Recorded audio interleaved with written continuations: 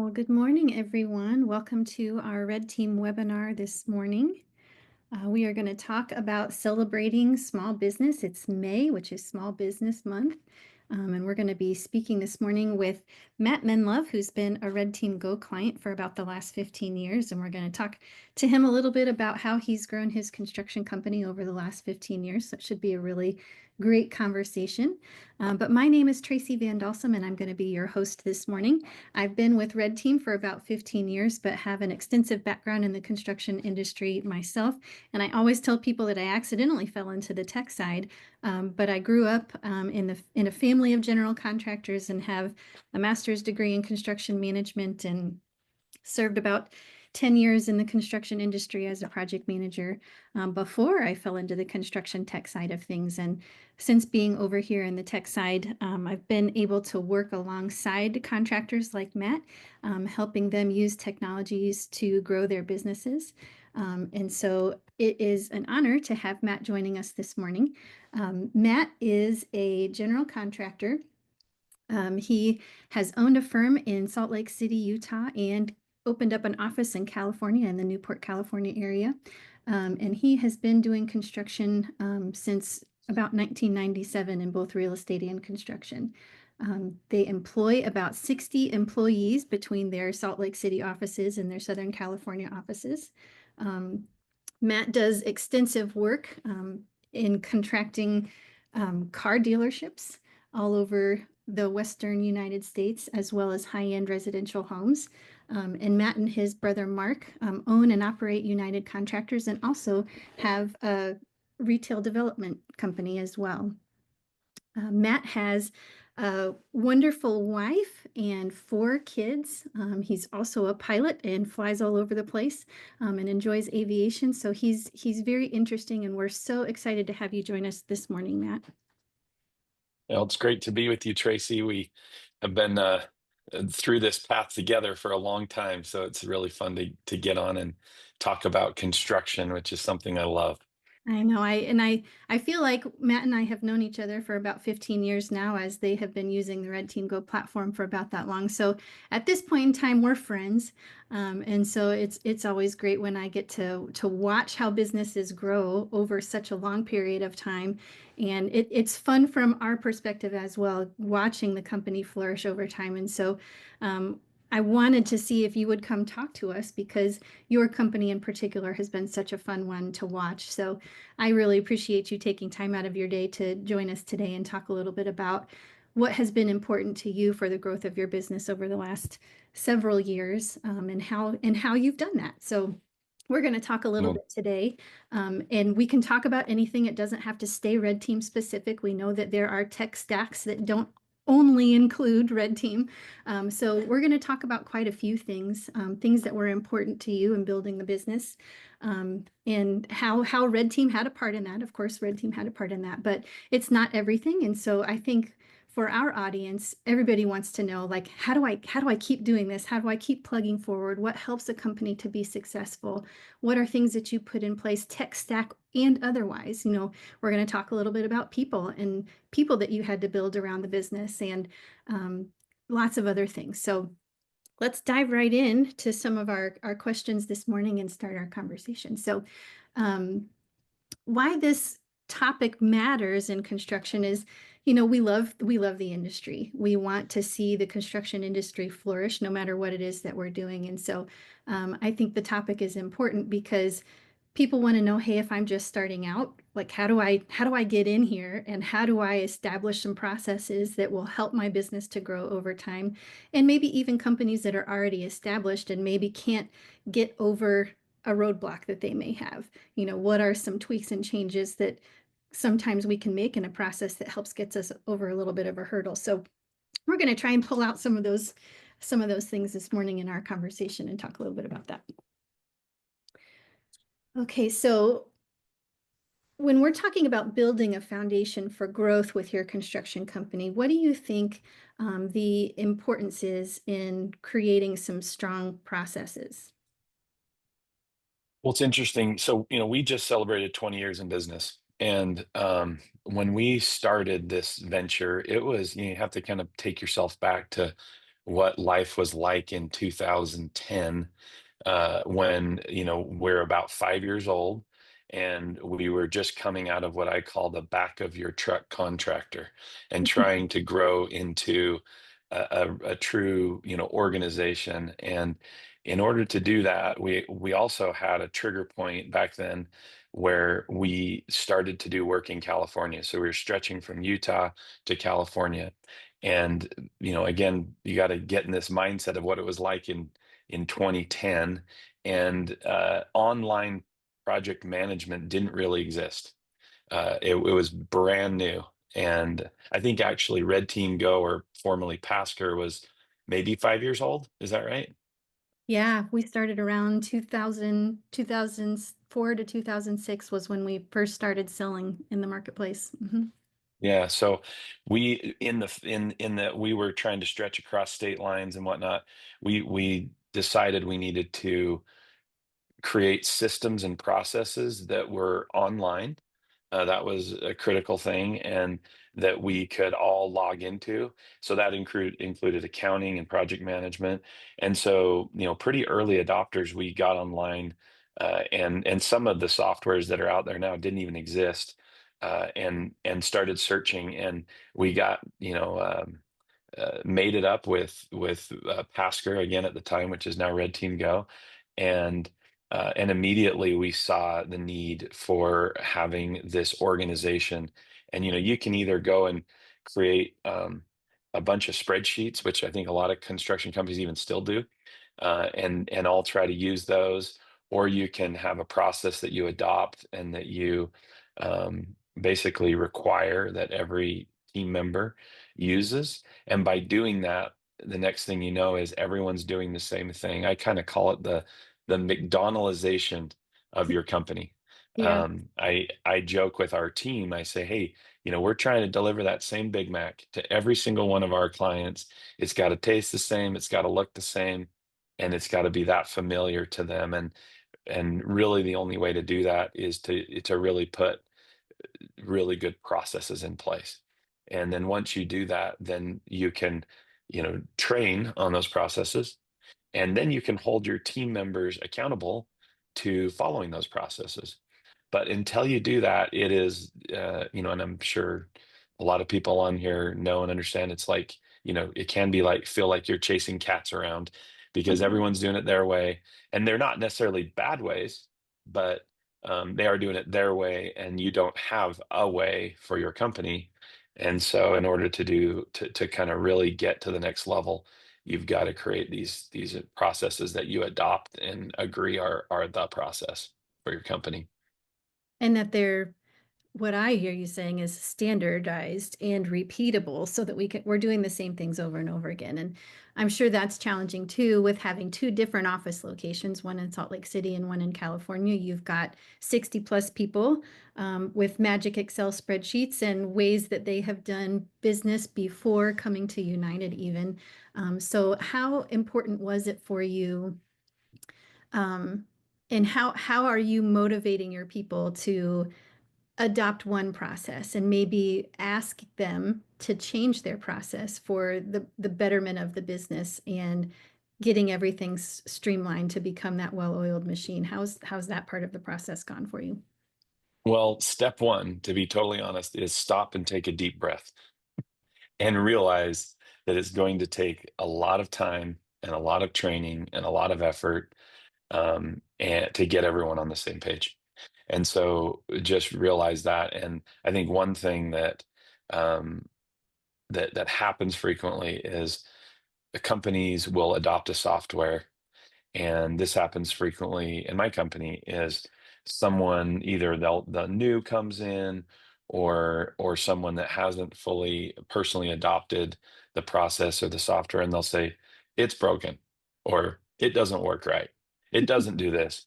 And what's interesting is a lot of times it does do that thing, or it's not broken. Sometimes it can be broken, and that's okay too, because you got to fix that too. um, but the thing is that happens, and then it's always an interesting experience when I sit down and say, it actually does do that. Let me show you how it does that. And sometimes to the individual's surprise, they're like, oh, wow, you're right. It does do that. But you do have to also get in the mindset of the fact that, okay, software engineers and construction professionals put a process in place. That doesn't mean it's the most enjoyable process for you, or that it's the only process, but it's a process. And sometimes the other thing I tell my team is, I said, you got to think like the software, right? You don't just get to think and do it however you want, like you can on an Excel spreadsheet. You have to think like the software, and the software has been well thought through, and it's usually got the process is in place for a reason. For example, you can't send out a subcontract, right, until you have an owner contract in place. Well, that's good business, right?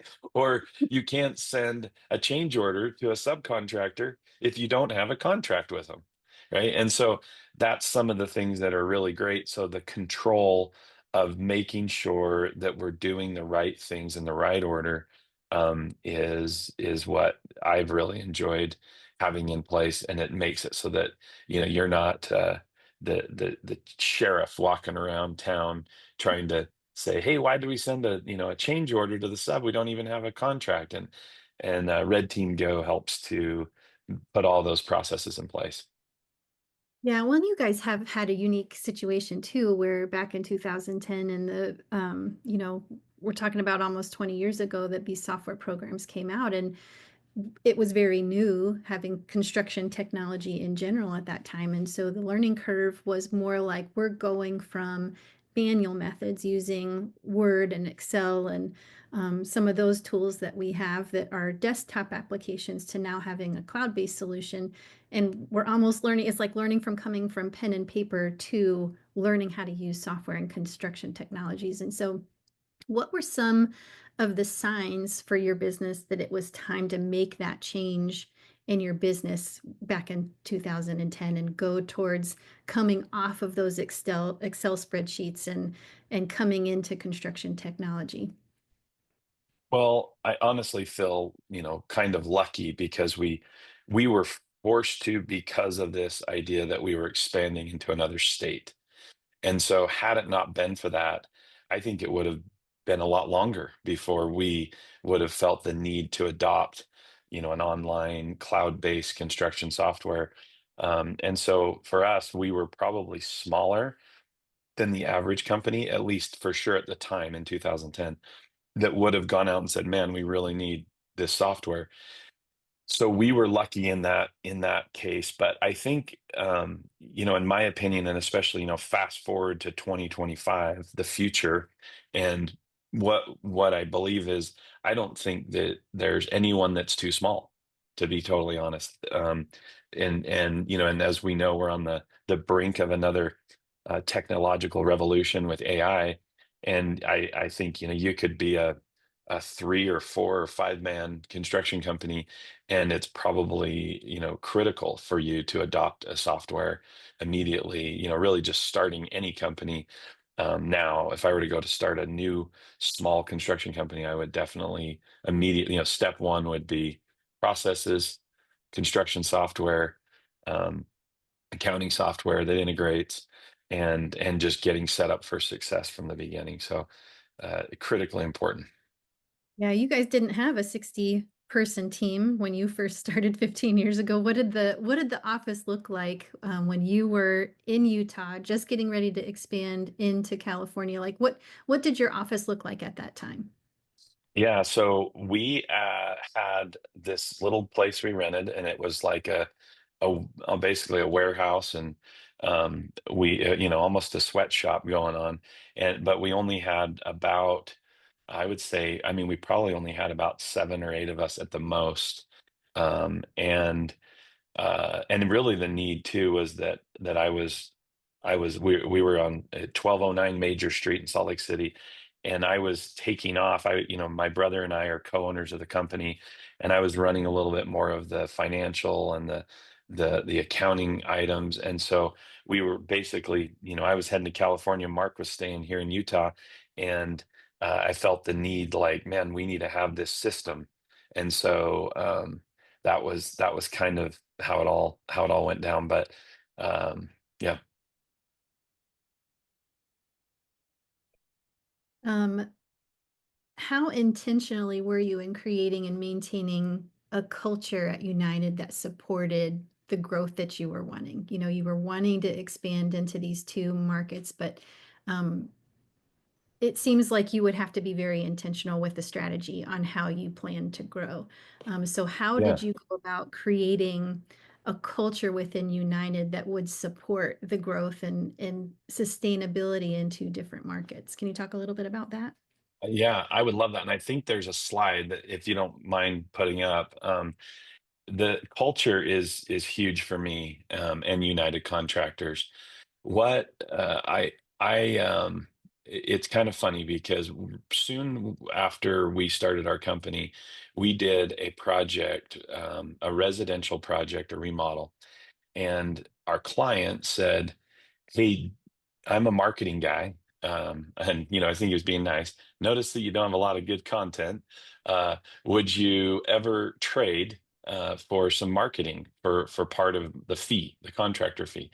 And we were like, that'd be awesome. So we went in and we went through this process. Again, we kind of lucked upon that early on. Mhm. And what happened is we sat in a conference room for about 3 days. It was kind of, I was surprised, like, wow, this is a pretty lengthy process we're going through. And we sat and he asked us a myriad of questions about who we were and who we wanted to be. And Richard Nordforce, who is our general superintendent, has been with us for nearly 15 years now. He I remember watching him and taking his hands, and he made this chain look with his hands, and he said, you know, we were kind of trying to explain who we were and what we wanted to be about. We were, we'd already been doing business for 7 or 8 years, but we were just ready to grow. And so we actually fed him all this information. And what this friend of ours, this marketing friend of ours, came up with was the chain that is become our logo from that time forward. And even more importantly, what was kind of cool is that we have the colors of the chain, and it's the gold, the blue, and the orange. And the gold is the left side, which is it stands for quality, and it's like the gold. We call it the gold standard at United Contractors. And then normally the logo is actually orientated the other way with the blue on the bottom than what's on this photo. But the blue, we call it the anchor, which is integrity. And what, everyone finds out sooner or later in business is, without integrity, you're nothing. And if your client cannot trust you, or if you do things that ruin the trust that you have with your client, then you pretty much you cannot maintain business without that. And so that's the anchor. And then the orange is critically important to us at United, which is innovation, because no one wants to hire a contractor and just have the contractor tell the client all the problems and all the reasons why we can't do it. Like, nobody wants that. Everyone wants a contractor that tells the client all of I'm going to use my mom was a teacher for gifted and talented youth, and she used to say, what are the many varied and unusual ways we can solve this problem? Yeah.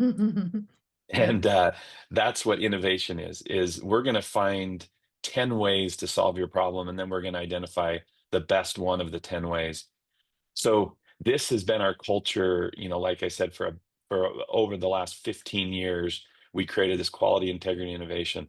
Now, somewhat recently, we reestablished what our vision, mission, and core values are at United Contractors. And then we created this thing that's articulated here called the promise. And what the promise is winning behaviors for our team, really, of what we should be doing. What is our promise to our client?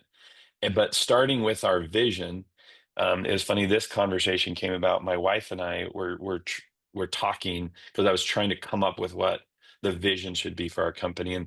And to be totally honest with you, when I first started going through this, just to show you where my mindset was, is I was like, what's even the difference between a vision and a mission? Like, I don't even know. And this wasn't that long ago, I'll be honest. Yeah. And I'm like, I don't even get what the difference is.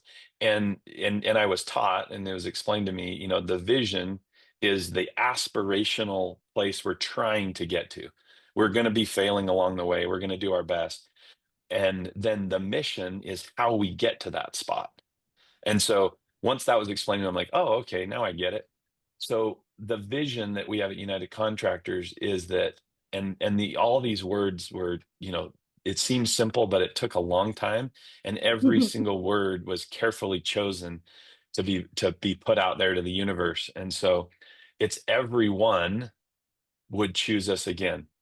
And so that's a universal statement that says our clients would choose us again, my team members at United Contractors would choose me again, my suppliers would choose me again, my subcontractors would choose me again, my team members want me to choose them again, and it's totally universal. And so that's where we're trying to get to. And the reason why my wife and I are having this conversation, she goes, my brother's building a house, and he wasn't using us, which is fine.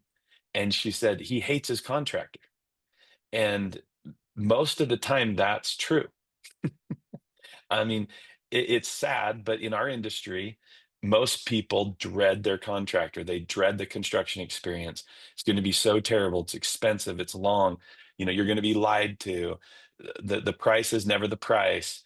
And so if we do our job right, we get to the end of the project and our clients say, I want to do that again with them.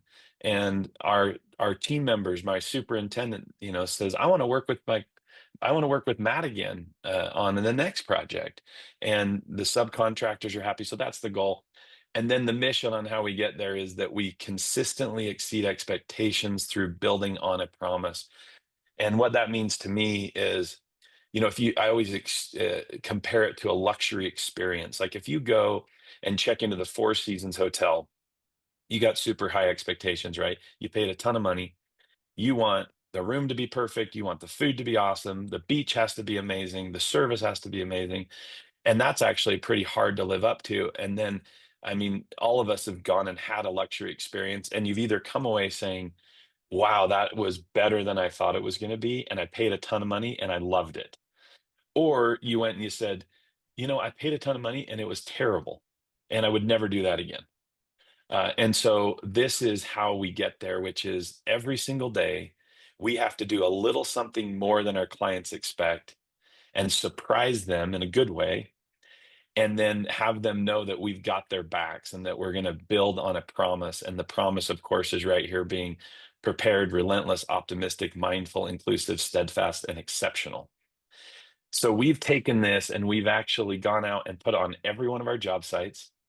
I mean, it's kind of a throwdown because now we've got to live up to it. And to be honest, not every day we do, right? Some days we fail. We're not optimistic or we're not steadfast, but at least we have something to live up to. And what's been really cool is I say that once we've established this and we've put it out there to our team and to the world, what happens is we have some people that magnetize towards it and some people that magnetize away from it.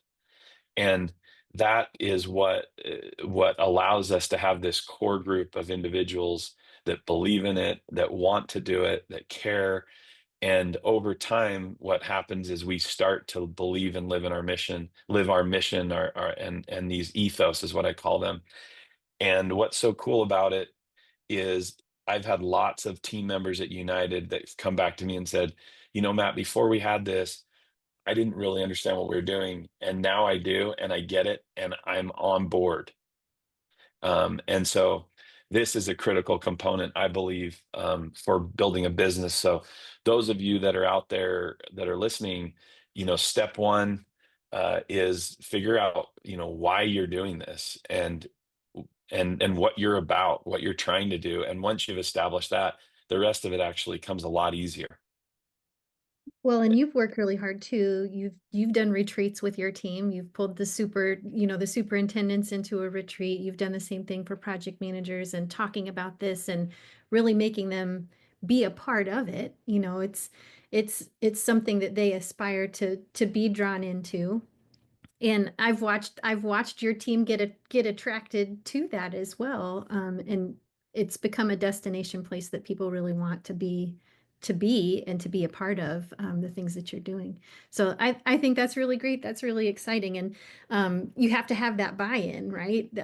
Within the company and within the organization. If you're going to move as a unit forward and grow, everybody's got to be on the same page and buying into the same systems, whatever they are for your business. And another thing I'd say is it's so easy to make excuses or reasons why, like, you wouldn't do this stuff. It's easy to say, well, I only have a company with 6 people, so we don't need to do our vision, mission, and core values. That seems like something a bigger company would do. And I would submit to you, even if you don't want to become a bigger company, it doesn't matter. That's actually the most critical and important thing that you can do, because too many people wake up after working, for 20, 30, or 40 years, and it just went by, and they don't even know what they were doing for those 20, 30, or 40 years, right? Because in the end, I mean, work's work, but we've got to be kind of figuring out why we're doing this and loving it and being passionate about it. And at United, we always say we're building people and a few buildings along the way. And that's truly what we believe in, what we're doing. And it's so fun because once you get all of our people behind those ethos, do see people growing and becoming awesome. That we work for some really amazing companies, including uh, AutoNation and these big car groups, and car companies are amazing. They are very motivational. A lot of their team members, employees, are people that don't have a big education, and we also do work for Longo Toyota, which is part of the Penske group. And man, that organization grows people like you cannot believe. And I've taken all of these experiences I've had working for them and tried to incorporate them into my business. They've inspired me. Yep. And when you see organizations taking individuals and giving them skills and having them grow and become better people, I mean, there's nothing better than that. Yeah, and it makes them passionate about the company too, and there is a sense of pride and a sense of loyalty that's established along the way because of that culture that you're using to shape the people and build better buildings. Like at the end of the day, your why plays such a huge role in the things that you guys build and leave in the environment for hopefully hundreds of years. Some of them. No, and that's so true. I mean, I teach. I have a lot of nieces and nephews, and I get to hang out with them a lot and talk. And one of the things I tell them, and I put out there, deemed our team members, we spend so much time at work and with our work families, and it's like, if you're gonna go and do something, you might as well be the absolute best at it. Like if that's where you're gonna spend most of your time, I mean, it's no fun to go spend most of your time, sucking. Like, go spend most of your time doing and being amazing at what you do. And so, and it just starts, I think, with an attitude, and then getting organized, and then just a ton of hard work. Yeah. So let's pivot and talk a little bit about technology. And we know, of course, that you invested in RedTeam Go very early on in the business as you were expanding over into California. But what were some of the other major first investments that you made with technology as you guys were just getting up and going, and even maybe along the way? Yeah. So we have, similar to what we had back then, but we call them our core technologies, right? And so, of course, excuse me, there's always this difficulty in construction on how to correlate project management with accounting. And the industry, including Red Team Go, has come a long way over the last 10 or 15 years in doing that. And um, thankful for our accounting team at United and Red Team Go. In the last several years, we've really now got our correlation between that and the syncing between, we actually use QuickBooks, which is, uh, a lot of companies our size would not use QuickBooks, but we use QuickBooks. QuickBooks syncs with Red Team Go fantastically. We've got our field teams using all of the receipt tracking within Red Team Go, and so accounting software, super critical. Again, QuickBooks, which is obviously kind of the largest, most basic accounting software that's out there. It syncs perfectly with RedTeam Go. Um, and then on top of that, of course, like most people, but again, this was new news back in 2010, is we got ourselves established with Dropbox, where I call that our back end filing cabinet, right? So it's Yeah. where we keep all of our, more private stuff, and then Red Team Go is our forward facing uh, part that goes out to the world, to the to the public, and kind of even like the legal part of it. So of course that's where all of your daily logs and your submittals and RFIs and all those things are out there. And then on top of that, we in the last little bit found, this is fascinating, is as we've gotten more and more articulate, we've figured out that one of the major problems, and I'd love to hear feedback from those that are listening, in construction, is we go and we forecast what we believe our backlog is for the year, and then we monitor that, and then we look at the end of the year and say, okay, what happened and how much are we off? And last year, we had, we were in the 20+% of not achieving our forecast, and our forecast was pretty solid. And we're like, what in the heck happened? What is going on? And what we found out is it's project delay. And project delay is, it's a wide variety of topics. That's project start delay. That's you're doing projects and they're being delayed by all sorts of reasons, weather, owners changing their mind, adding scope. Um, they can be architects or engineers, bad design.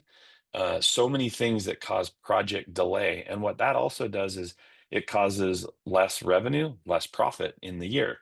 Obviously, what we're trying to do is be efficient as possible. We want to ram as much revenue and profit in the year we possibly can, because we have this thing called overhead and it gets burned no matter what, right?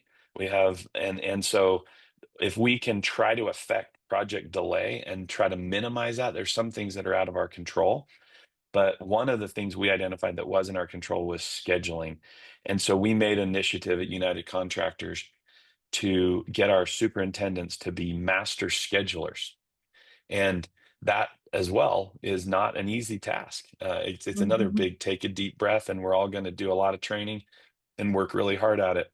We adopt another software called Outbuild, which is also cloud-based, collaborative online software. It even collaborates in, subcontractor input into Outbuild. And so between Dropbox, Outbuild, QuickBooks, and RedTeam Go, and then there's one more software that actually we use that's really been awesome, is Bamboo.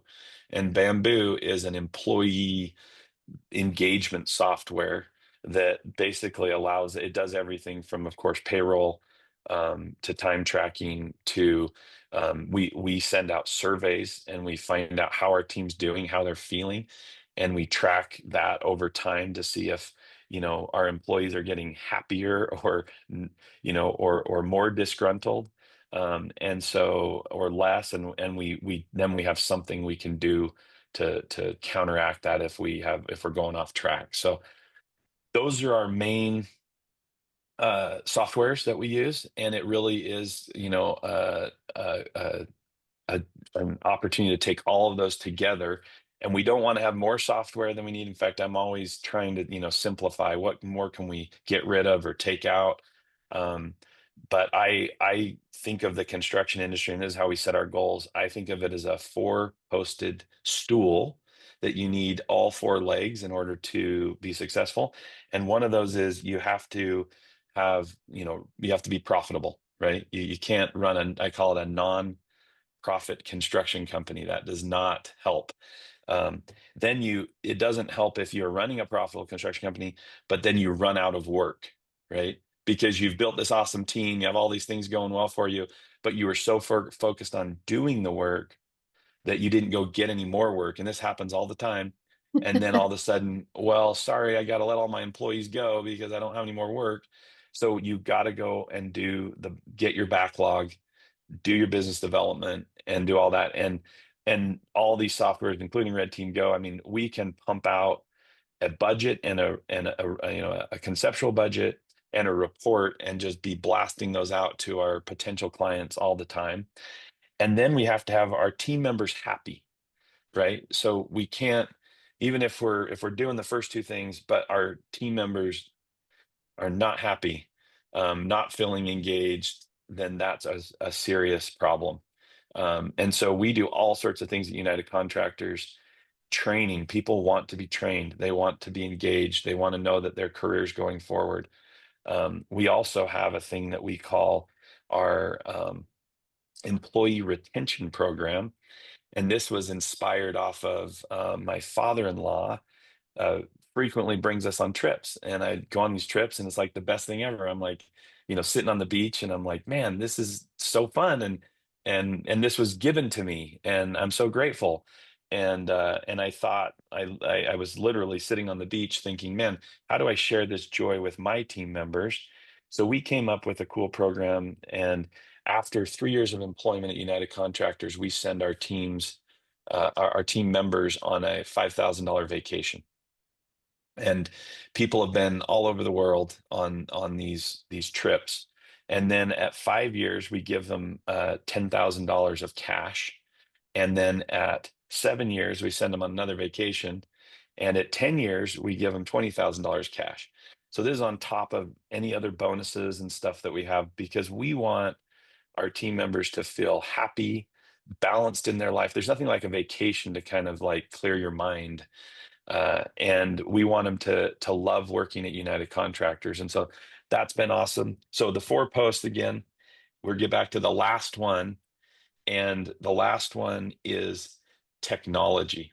Mm. And so it's, profitability, backlog, happy team members, and then you've got to be adopting technology all the time, and especially right now. And so we're constantly out there scrubbing the world for, technology, ways that we can be more efficient. And I sincerely believe that if you don't, then you're going to get run over, because as fast as things are moving, your competitors will be using those technologies, and they are going to use them to their advantage to be more efficient, more profitable, and they will run you over. So we're out always looking for new ways to apply technology. Got a good question from one of our attendees today too. Phil, thank you for sending these in. So I was gonna wait till the end, but these are good and they're right on topic. So I'm gonna ask these too. But when you're creating budgets and estimates inside of RedTeam Go, how do you spit them out so quickly? What do you use? Like, how does your team handle estimates and takeoffs, and how do you spit them out so fast? Yeah, great question. Well, first of all, I have to give credit where credit's due, the team members, right? I mean, let's be honest. In the end, it comes down to one well-trained, knowledgeable, and caring team members who know how to use the software. So first step one is make sure you know how to use the software, which takes practice, it takes time, it takes repetition. And when I train personally in RedTeam Go, and by the way, it's totally a different software than when I first used it. Over the 10 years, it's We've become made way, some way better. changes. Yeah. And so I usually get on a video and I watch it, and I actually have my other screen up with RedTeam Go, and I get, muscle memory, click memory on the computer. So that's step one. Step two is, if you take the time, you can go into RedTeam Go and you can make templates. And so I would suggest anyone to go in and create, the 5 templates of the things that you do most of the time, and have those line items out. You can also go in and add and actually save in quantities and cost quantities and all those things, which will make it even quicker. My own style, I always say there's like policy and process, and then there's style. And it's okay to have style. Everyone should have a little bit of style on how they do it, but you still have to follow the process and the policies. So I love to use a lot of nested assemblies within the RedTeam Go budget thing, because for me, that allows me to really know and understand like what I'm telling the client. For example, get into doors and hardware. And I'm like, I've got 27 doors, interior doors, and then I've got these 4 exterior doors, and I've got this and that. And if I articulate it like that, I can do a budget pretty fast. In fact, we had a residential client of ours recently, and I got on with my team, and we weren't even planning on putting together the preliminary proposal. We were a little behind to get it to them, and we got on just to talk about it. And I was like, you know what? Let's just bust this out, guys. So we're on an online meeting. I went in and I duplicated. I said, what project? This is the key. What project have we already done that's closest to this project? And it was really simple. I was like, oh, this is just like the web residence. Great. Duplicate. We already have the pretty much the same thing put together. We went through that project, actually had an elevator. The new project that we were proposing on had an elevator. So it was already all in there. The pricing was already in there and it was pretty recent. So we went through, spent about 30 minutes, did some quick adjustments to that budget, and we sent it out to the client and said, hey, this isn't a perfect budget, but it's a ROM, pretty close. It's going to be pretty close to this. And next thing we were off to the races, and we accomplished that task very, very quickly. So the answer to that question is duplicate your projects that you've already done. Now, if you don't have any yet in there, that's a problem. But so then go do a bunch, and then you'll have ones to duplicate. And then the next thing that you need to do is to just get and nest the assemblies and break the project down into areas that you can understand, right? How many doors Yep. do we have? Yep. How many And square then you feet's can the save roof? those and save those as defaults, right? You can build your libraries of nested assembly takeoffs so that when you do create a new project, either from using the template or duplicating, you've already got the nested assembly, and then it's just a matter of putting in the quantities. And then same thing with the templates. And you can create a proposal package template in administration too, which standardizes the way that your reports look. So Yeah, um, and I love that. That's that final step is what's really fun, and I loved it about Red Team Go from the very beginning, is we take that and in about 30 seconds, right? You can go from I'm done with my budget to print, email the proposal package that looks very professional, right? It has the front page all labeled nicely with the client's name. And I always say with Red Team Go is it's a little frustrating. You have to set it up right, and then it'll save you so much time. So, you're sitting there at the very beginning, like, I really have to put my client's address in right now. I don't want to do that right now. And you're like, just do it. So you do it. And then next thing you know, you go hit the proposal package and bam, there's your client's name, their own personal address. And you do it once, and then life gets really, really enjoyable because everything happens really quickly. yeah. So looking back, what do you look at? Do you have a couple of major milestones that you see as looking back over the last 15 years that really helped to propel your business forward? Oh, wow. You know, yes. I mean, when I started United Contractors, my desire was to build an organization. And so that was always a vision of mine. Um, but so getting these right processes and systems in place was critical and key. And like I said, I don't pretend that United Contractors, Matt Menlove, Mark Menlove, that we're the smartest people in the world. We work really hard. My father-in-law says, he says, it's funny, the harder you work, the luckier you get. And I definitely believe in that. Um, and so we put a lot of hard work in, and we kind of got lucky in several ways along the way. One of the major milestones that I recognize 100% is you have to go work really hard, and then there's these opportunities that float in front of your face, and you either have an opportunity to grab them and you recognize that they're an opportunity, or they float on by and you don't realize it. And one of those is we had an opportunity during the kind of that 2010 time where we had an opportunity to work with Ken Garf Automotive, and they gave us really our first car dealership to work on. And I remember I was out there on site with Richard Nordforce. I was basically working as the PM, the superintendent, the literally the accountant, and the chief marketing officer all at the same time. and it was away from, from home, and we did a good job for him. And in fact, I look back on it, and we remodeled and added a service center and did this beautiful Chevy renovation in 10 months and built a small Cadillac showroom. And I look back now and I was like, man, I can't believe how fast we did that. That's amazing. Um, but we did a good job for them, and they gave us an opportunity, which then allowed us to kind of create this portfolio of car dealership work. And that was critical for United Contractors to kind of take it to the next level and gain work from other clients, and keep going. And so now, fast forward these 15 years since then, we have now built or remodeled about 115 car dealerships all over the Western US, doing every brand, and it's been a joy.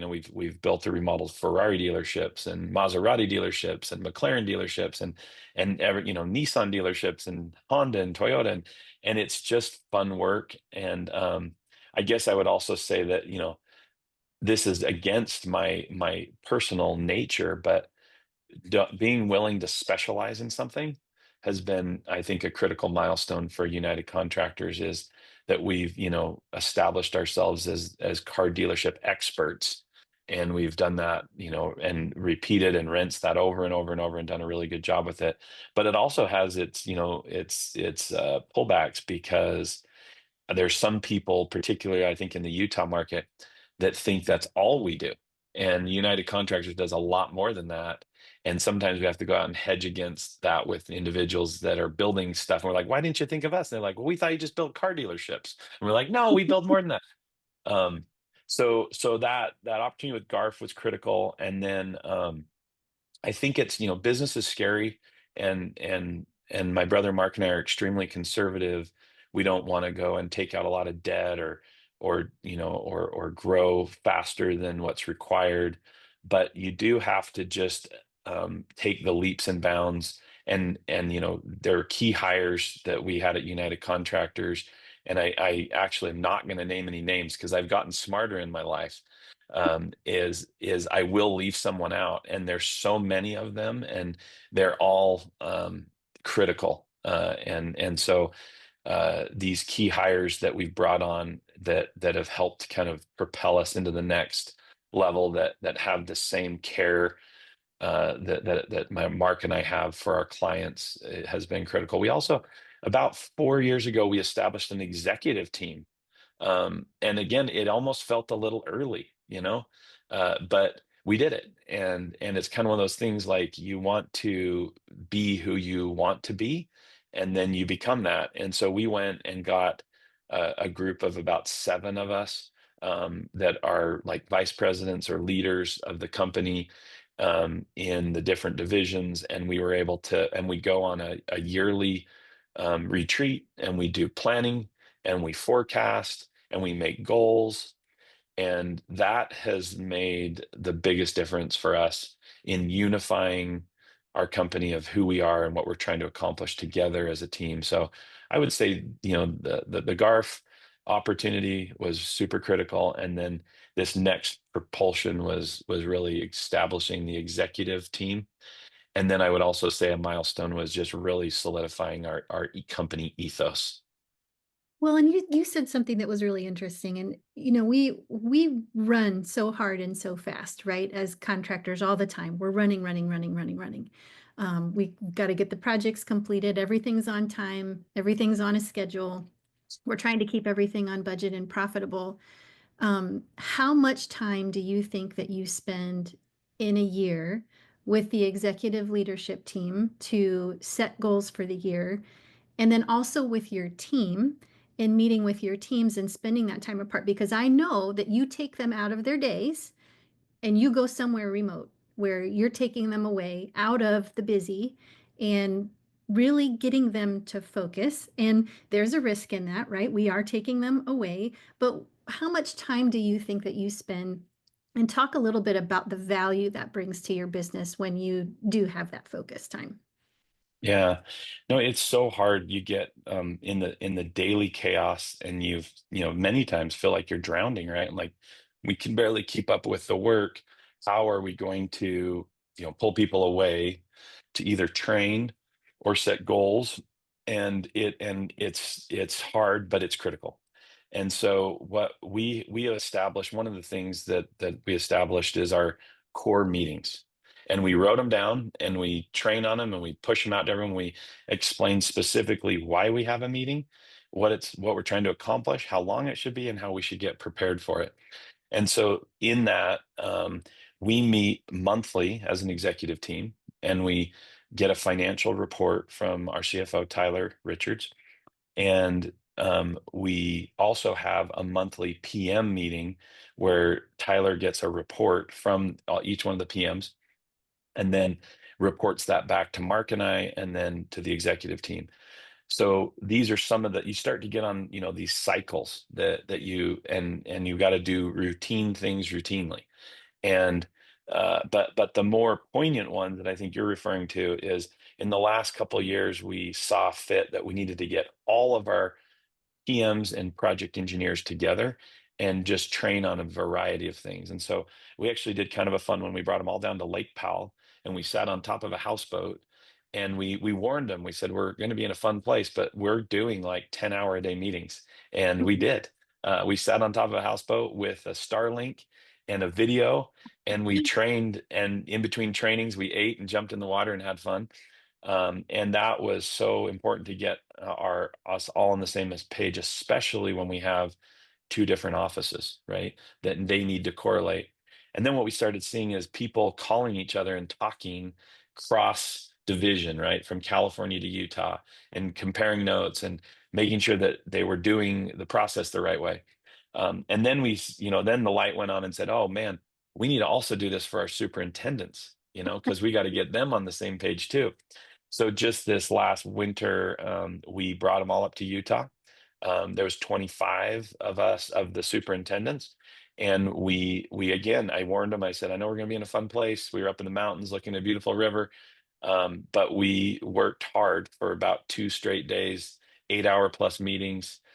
We had some fun, celebrity visitors, and did a few things, and it was really fun. So those were critical. And then once a year, like I said, we go for about 2 days with our executive team, and we usually go somewhere like St. George, Utah, or different places where we're away from everything. We really take time and we talk about the company and we talk about what we need to fix. We train, we get into details, and then we make goals. And then we follow up on those in a monthly basis in our executive meeting. So again, it's one of those things where you have to take a deep breath and go, really? We have to do all this stuff? We can't just go build buildings? And the truth is, you do need to do all this stuff. And once you do, everything starts going a lot smoother. And you kind of get to this point where if you don't, you will fail. How do you feel like, and I do want to take some time for Q&A, but it's so good. I knew we would get in here and we could probably talk for 2 hours, but so you've established processes, you've built a team of the right people. How have you seen having the right processes and the right people impact your profitability over the last 15 years? How has that changed for you? Yeah. You know, it's a struggle, and construction companies, that we run on thin margins. We beat each other up too much, probably, to be honest. Um, You're gonna win that I, job by cutting your profit a couple percent, like a 1.5 percentage points. Yeah. but honestly, having RedTeam Go and having the software that you can really articulate it on there in a really great way, and then you can make those critical decisions like, man, we are so busy right now, we really don't need this job. And so you can raise it up a little bit, or you can sprinkle some money across, in the different types of reports that RedTeam Go allows you to do. And so that's been super important for us, over the years. But being able to, sorry, remind me of your question. I got my mind off on the wrong. How have you seen the right processes and the right people have an impact on your profitability over the company? Yeah. So once we've got the processes in place and everyone knows and understands and can be held accountable for what we're doing, right? Then we're able to start getting strategic and running initiatives. And I'm not going to share some of my secret ones that we do. I would more be more privately, but you can run an initiative. And if you have all this stuff organized, then you can say, hey guys, we need to, for example, I see an opportunity for profit here. We need to run this through the organization. And it's way easier to do that. And then you've trained everyone on how to articulate that in RedTeam Go on a budget through a bid, and it makes it doable. Where before you're that organized, you're just kind of shooting in the dark, doing the best you can. So setting up those processes, and then you've got team member. The other thing that's most beautiful to watch is once we've done all this training, we all know what we're trying to accomplish. We start having our team members really do a great job on training other team members, right? So it starts to snowball, and they're training them in the right way because they've been trained in the right way. And as that starts happening, it starts to feel like, okay, this is actually working, right? We've put in the time, we've put in the effort, we've trained our key team members right. We're treating our team members right. So they want to be here. And then the next thing you know is they start training the other newer team members, without us having to spend as much time and effort. But there's definitely a maintenance program that goes on where if you wait too long, right, then all of a sudden those magic spreadsheets start popping up again. And you're like, well, wait a second, we're not using those, remember? Yep. And wanted to ask too, like, in looking through some of your KPIs and reporting that you guys have created, what do you feel like is the most valuable KPI or report that you look at that guides your strategic growth and helps you Yeah. with decision makings? Well, one of the things we're doing right now, to be honest, is we've got we've just had an initiative, and Tracy, you were part of it. Is Mhm. Tracy just did some training to our teams, very specific on the job cost report and making sure that our PMs and PEs really know how to make sure, what they say, garbage in, garbage out. So making sure that they're articulating and using Red Team Go appropriately so that that profit number on there is correct. And that they can be reporting up to our CFO and our executive team on the profitability job by job. And so that's step one, is that we've got to train and get everyone using it appropriately. And what tends to happen again is someone says, oh, Red Team goes broken because the number on there is not right. And you're like, well, guess why the number is not right on there? It's because you have not done your job in RedTeam Go yet, right? You have to update your PCOs, and you got to make sure your change orders are complete, and you got to do your internal moving of money. And now, guess what? If you do that and you know how to do that, then that number that says what your net profit's going to be on that project will be correct. So we're working really hard on that still at United Contractors. But I would say, we take a lot of information coming from all of those softwares, and we have recently gotten way better, and we've have our own, kind of magic spreadsheet dashboard that takes information from Red Team Go, from Bamboo, from QuickBooks, and we put it in there. And really what we're monitoring in the end of the day, I mean, in the end of the day, right, we want, as far as just financial goes, it's the net profit on how we come out at the end of the day. But we have to drill down. So you have to be able to drill down job per job, division per division, and find out where you may have those problems. The other fascinating one is, when we were a little smaller company, around 15 or so to maybe 20 employees, we would monitor, and we have monitored, revenue per employee, and what's the right amount of revenue per employee till people, right, are their fuses are burning out, and they're unable to work because it's just too much. And when we were a smaller company, that we monitor that, and it was pretty close to $1 million per employee. Um, and it's interesting, as we've grown, of course, what happens is there's the scalability that goes on, and we get pretty close now to about 2.5 million per employee. And we monitor that very closely because, again, we don't want burnout, but we also got to be really efficient. So the more that we can, run per employee, the in a way that everyone can function and have a life, is the more efficient that we're being. So we monitor that. Um, of course, net profit per job. Uh, we also really closely monitor the schedule and delay, like we were talking about. Are we on schedule? Are we not on schedule? If we're not on schedule, why? And track that very closely. But there's a lot of KPIs, and you can get lost in KPI world pretty Yeah. easily.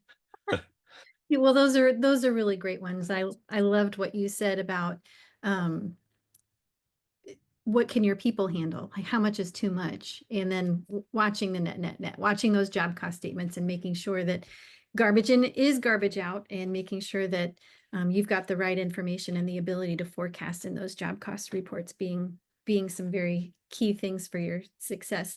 So we're at the top of the hour and our time is already gone. And I feel like there's so many more questions that we could ask, but what would you say are your final insights if you had one piece of advice to give to construction business owners looking on how to grow their businesses? What would it be? Oh, great question. One piece of advice is to probably, um, as I've gone through the 20 years that we've been doing this, I used to think that I would feel fulfilled once I built a house on the beach in Newport Beach, or once I built a Ferrari dealership, then I would be fulfilled, right?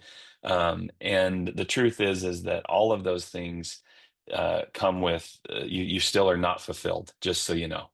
Um, Yeah. and so what I came to realize, and as I've spent a lot of time thinking about this, and even talking to our team members about this, is the joy for me in construction, and when I do feel fulfilled, it's in doing a job really well. And it comes down to really back to our ethos, is that if at the end of the job, let's say you remodeled a bathroom, and funny enough, I actually love remodeling bathrooms. Like, I really do. I would do one tomorrow. It's not the greatest business plan in the world, um, but if you remodeled the bathroom and the subcontractors you work with had a great experience. The homeowner loves their bathroom. The bathroom's beautiful, and now you've gained a friend. Now you're good friends because you remodeled their bathroom, and everything looks beautiful. You made money. The finances were right. You ran the job really well in your software, and and to me, that is where you actually find joy in this business, is doing really good, high quality work in a really good way. And it doesn't matter what you're doing; it's more how you're doing it. So that would be my advice. Oh, well, thank you. Thank you for sharing your words of wisdom today. And I've told you this last week when I was with you guys, but it's been really fun, I think, for me over the last 15 years that I have known you. Me being on this side of it. Of course, I'm not in the nitty gritty every day, but just getting to watch the growth and the people that you employ and the success that your business has had, and the beautiful buildings that you do produce, but the way that you care for your employees. There's a sense of pride that I have on this side that I was not expecting to have for you as being one of our clients here at Red Team. But it is one of the fun things that I love to get to do with my job here at Red Team, is get to have the relationships with our clients. We care about your business. We love that you've had the success that you've had over the last 15 years, and we're just going to keep watching what comes ahead. There are great things in store for you. I know I've seen a little bit of your backlog. I know what's coming up. So it's just really fun, and I'm really proud of you for the work that you've accomplished, you and Mark, in setting up the business. And your people are fantastic, and it has been a joy for us to get to work with you at United. Over the course of the last few years. So as we close out today, we've posted up here for you guys some QR codes. If you want to learn more about Matt and his team, you can click on these UR codes for some more information, get some directly with them. And Matt, we may have to have you on again. There's so much more that we didn't get to. So Oh we yeah. have Well, and webinar number 2 coming up in our future. I do have to give my plug, which is that we've been, committed to Pastor and now Red Team Go for the last 15 years. There are good reasons for it. It's actually reduced our employee count that been needed, particularly in accounting and in making sure in following up on verification of a lot of things. Saves a ton of time and effort. So we love RedTeam Go, and we love the way that they take care of us. We keep choosing them again because they treat us so well. So we're grateful to be part of the team. Yep, and grateful to be part of your team as an extension. So thanks everybody so much for joining us for today. Thank you, Matt, for your time spending with us and sharing your words of wisdom. And we hope to see you all on the next webinar series we have in June. Thank you and have a great rest of your day.